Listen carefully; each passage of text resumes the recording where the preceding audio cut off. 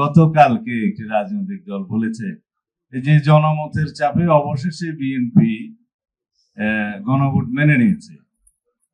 আচ্ছা, রাজনীতিতেও মনে মনে সুখ অনুভব করলে তো অসুবিধা নেই, আমরা সেটাকেও স্বাগত জানাই।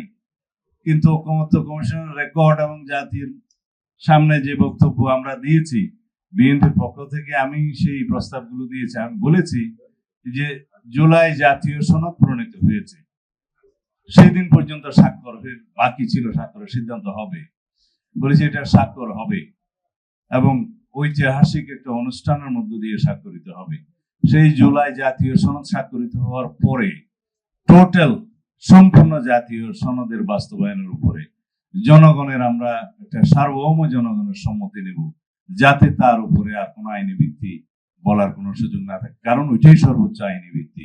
আর্টিকেল 7 অনুসারে প্রজাতন্ত্রের সকল ক্ষমতার মালিক জনগণ হিসেবে, এবং আর্টিকেল 7 এর সাবসেকশন 2 হিসেবে বলা আছে যে জনগণের অভিপ্রায়ের চূড়ান্ত মানে পরম অভিব্যক্তির উপরে এই সংবিধান হচ্ছে সর্বোচ্চ আইন। এখন সেই হিসাবে আমরা বলেছি আমরা জনগণের কাছে যাব, জনগণ যদি এটা হ্যাঁ বলে এটা বাস্তবায়িত হবে। এবং সেই সম্মতির জন্য আমি বলেছি একই দিনে একটি গণভোটের আয়োজন করা যেতে পারে ছোট্ট একটা ব্যালটের মধ্যে,